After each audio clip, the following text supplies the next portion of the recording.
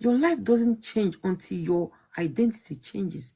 If you still think like your old self, you will keep getting old results.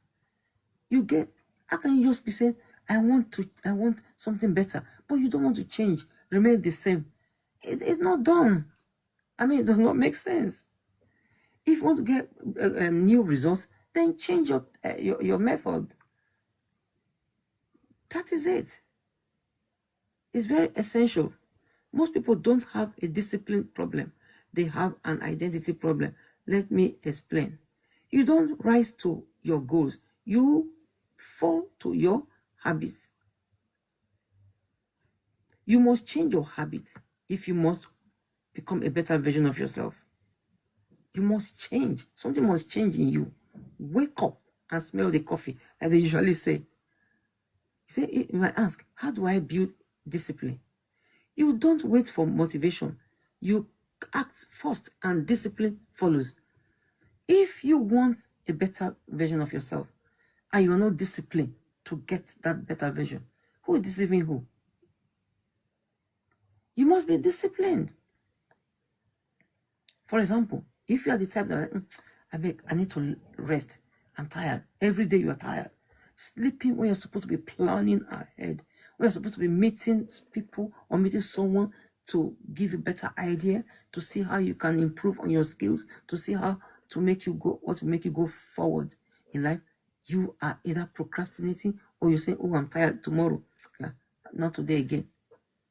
Discipline must be in place to enable you to become a better version of yourself. Yes, indiscipline, there's no room for indiscipline. You have to really be hard on yourself. You know, all those athletes you see when they're preparing for Olympics and all, Olympics, games and stuff, they are always preparing and everything. You think they're idle? They are not.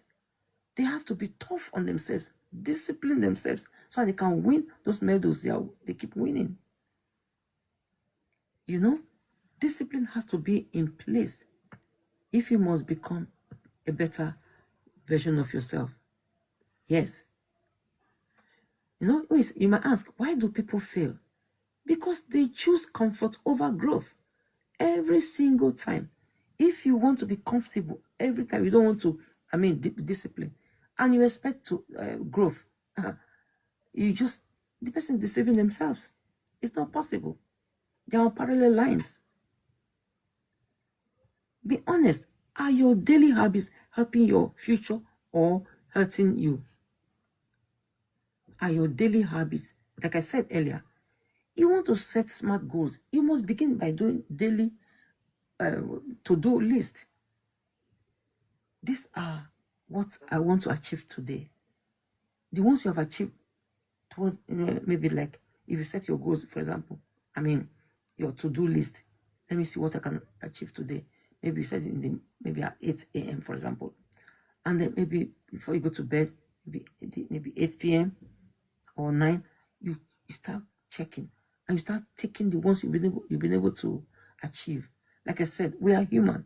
Don't be hard on yourself if you were not able to achieve every of your to-do list on a daily basis, because nobody planned to be sick. Maybe you were not feeling well or something happened. So then carry over to the next day. But ensure you are doing something rather than just folding your arm. You don't, it doesn't matter. You just like procrastinating. It doesn't matter if I achieve whatever my goals or not. Tomorrow, that tomorrow. In fact, procrastination is indeed an enemy of progress. Procrastination. Because tomorrow never comes. If you notice, those who always procrastinate, the tomorrow they talk about never comes. It's like the same. You'll be one before they know it, the year has gone. See, my goodness, the year has ended. Forgetting that they're getting older. We don't get younger every day of our lives. You see people celebrating birthday, they're not the same. Not the same age, obviously. So it takes discipline and be able to set goals to enable you become a better version of yourself. So it's good to be honest with ourselves. You know, if you are just joining, we are breaking down how to upgrade your mindset, your habits, and your life step by step to become a better version of yourself.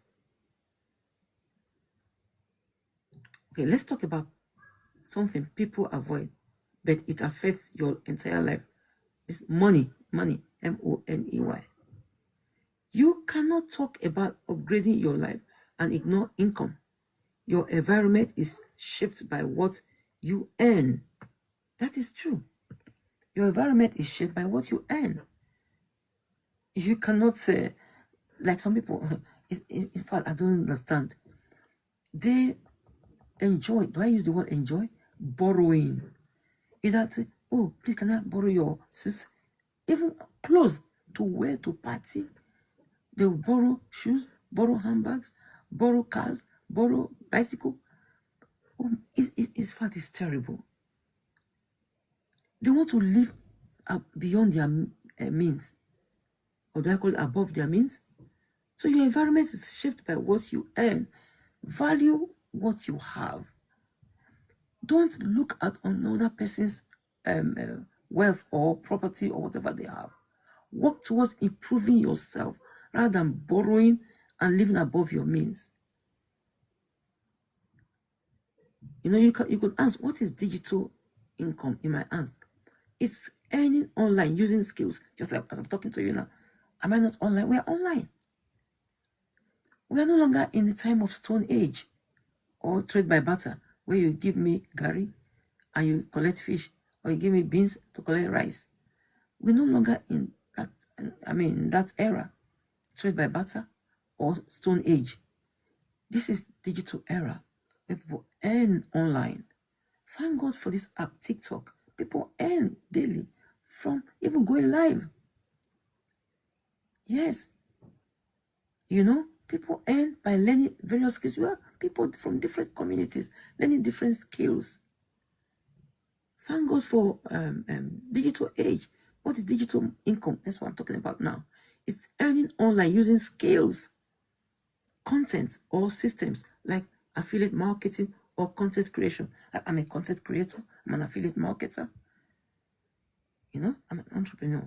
You know, I didn't study this in the university, but I have a flair for marketing and advertising.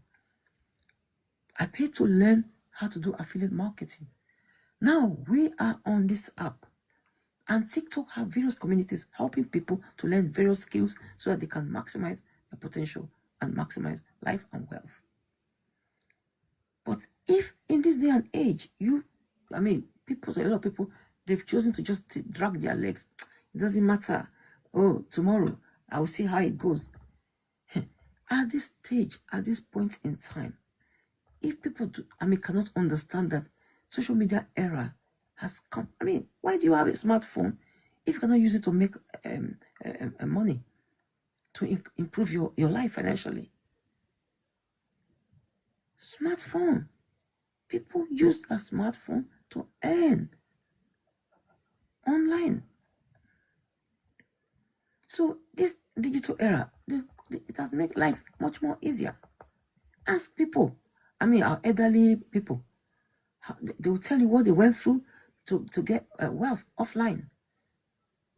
Now people work from home, comfort of their homes, earning from TikTok, etc. You have your smartphone. Please make good use of it.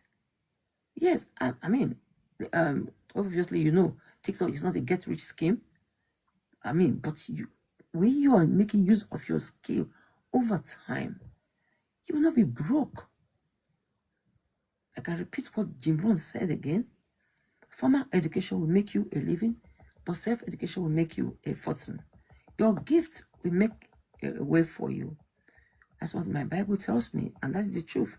People come looking for you when you are skillful.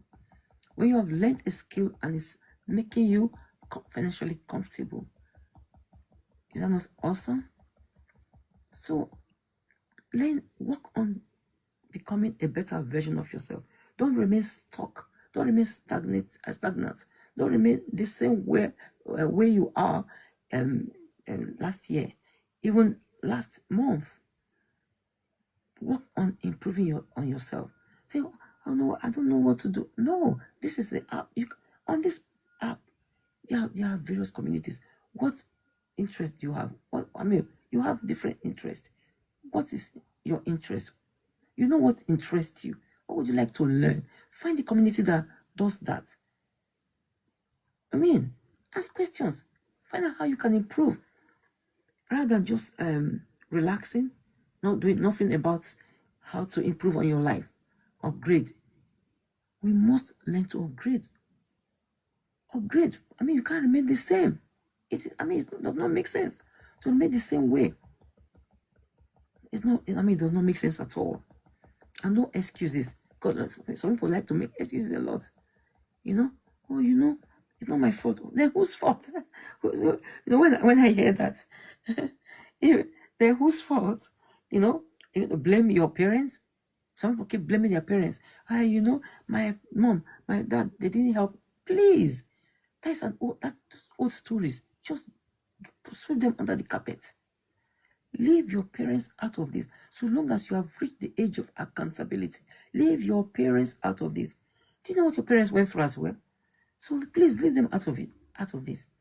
If you keep giving excuses, then if you have children now or a child, and such, your child keeps giving you excuses, how would you feel? So please, let's drop excuses. I like the Bible. It says, thou art inexcusable, O man. It does not accept excuses.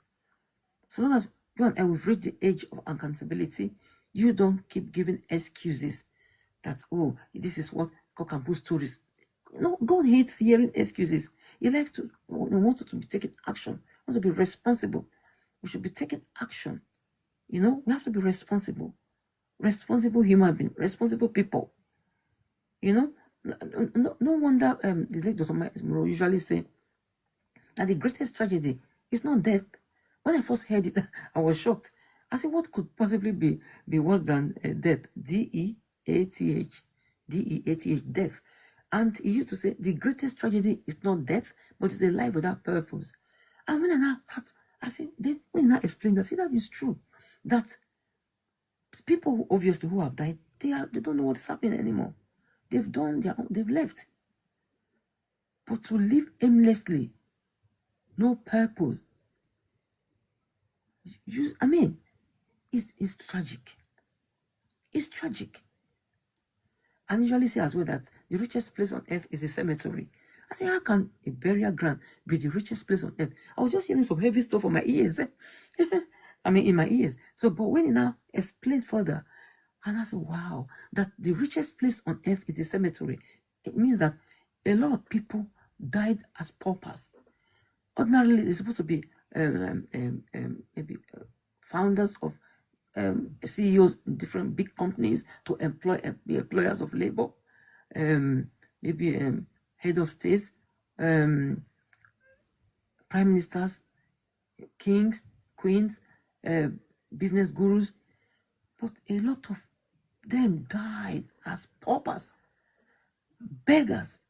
A lot of them were supposed to be authors of great books that could inspire people to become wealthy, but they died as non-entities.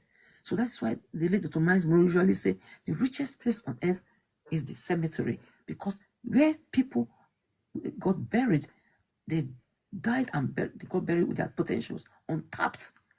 Each time I remember that, it pains me so much. So now that you are hearing me, you are not here by accident, either on the FYP, you hear it and you join me live. Please do not allow your skills, do not allow what God has given you to come to this world with, to die with you without making good use of it to benefit the society and yourself and your family. Someone needs you to make progress.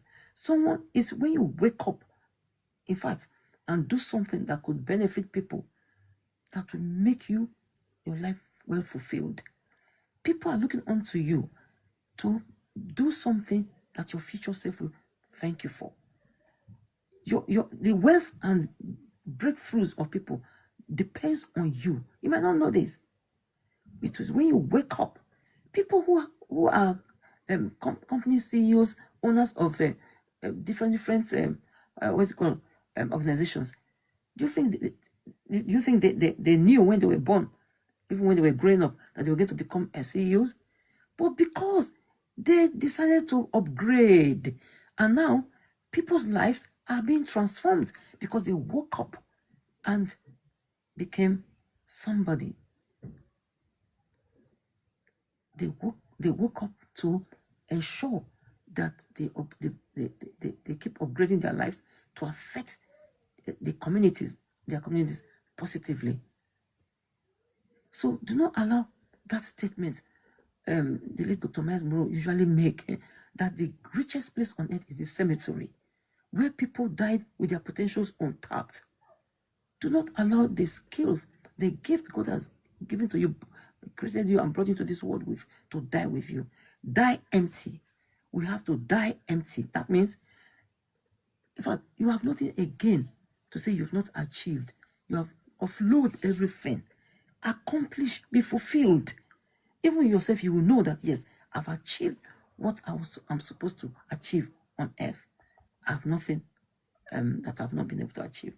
Now you have that kind of fulfillment. Say, thank God, I was able to affect people's lives positively. I was able to affect my family. You know, don't be the type that your children will say, what kind of a mom is this? What kind of a father is this? I mean, don't make them get disappointed. Say, what kind of, but it will take discipline